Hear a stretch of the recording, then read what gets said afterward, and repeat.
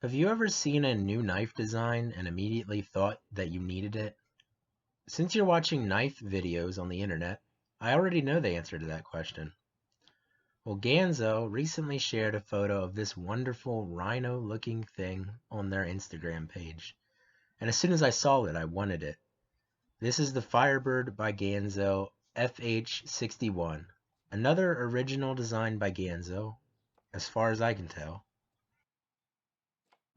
The blade is a modified clip point tanto, which is something I don't think I've ever seen before. It's made out of D2 steel, which is a semi-stainless tool steel that holds an edge for a decent amount of time.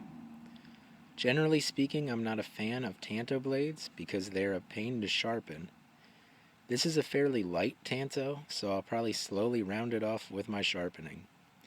There's a decent enough finger choil in the blade, allowing larger hands to fit more comfortably.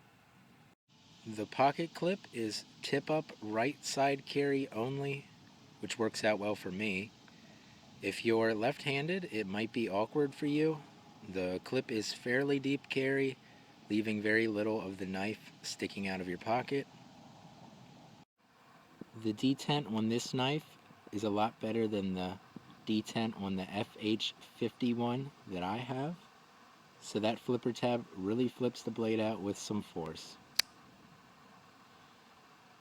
The blade pivots on ball bearings, just like I believe the rest of the FH series does. This knife is a liner lock. The liner that doesn't have the lock has some small holes cut in it to save some weight. The lockup is really good. There's no blade play at all.